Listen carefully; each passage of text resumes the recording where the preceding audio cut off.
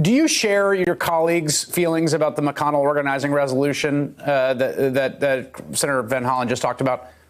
Yes, I do, Chris. They're perpetrating a fraud on the American people. I mean, we did the investigation leading to the articles of impeachment, which are, remember, like an indictment. And we had more than 100 hours of closed-door depositions. We had 30 hours of public testimony. We had 17 sworn witnesses, all of whom told different aspects or overlapping aspects of the exact same story, which was the president's shakedown of Ukraine to do his political dirty work. And they're supposed to have the trial. Their trial should be much longer than what we did. We just got enough evidence, overwhelming evidence of the president's culpability, but they're just trying to wave a wand and make the whole thing go away. And it is really a fraud on the American people.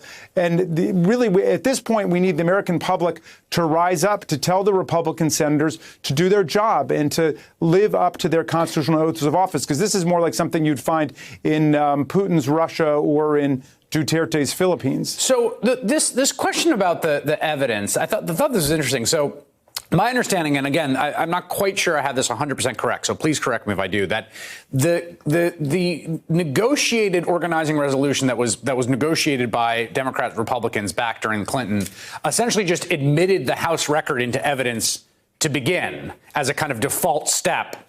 And here it's just there's going to be a vote for it after the arguments start. Is that your understanding? And what's significant about that?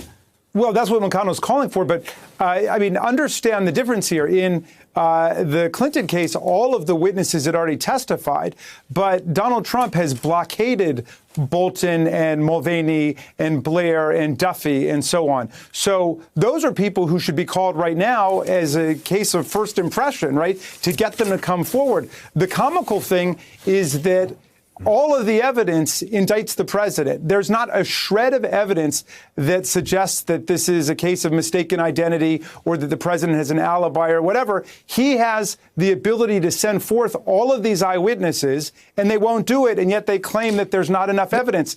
If there's not enough evidence, he's got the witnesses under his thumb. Well, so today the president tweeted about that they didn't want John Bolton and others in the House, which I don't think is factual.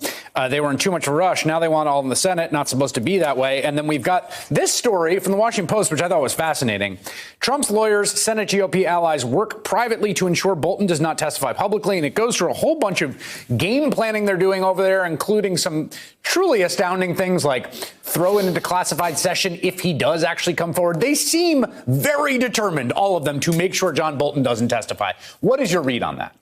Well, I think my read is what Tom Paine would say, which is everybody use their common sense. People who are innocent, whose conduct was perfect and absolutely perfect, would want all of the witnesses to come forward. This president is doing everything in his power to bury the evidence. They never turned over a single subpoenaed document, and he's doing whatever he can to gag all of the witnesses within his control. So we're looking at perhaps the guiltiest president that there's ever been. The question is whether we're going to stand up and defend our constitutional order, or we're going to let him get away with this. This president essentially has tried to pull the wool over America's eyes and then pull a curtain down over the executive branch and saying, we're not giving you anything. And that is a categorical obstruction of Congress. We cannot let presidents engage in corrupt and criminal activity all over the world to corrupt our elections, and then to deny Congress the ability to investigate and to deny the American people the truth about the character of their own president. It's totally antithetical to the constitutional design. All right, Congressman Jamie Raskin, thank you for your time tonight. Hey there, I'm Chris Hayes from MSNBC. Thanks for watching MSNBC on YouTube. If you want to keep up to date with the videos we're putting out, you can click subscribe just below me or click over on this list to see lots of other great videos.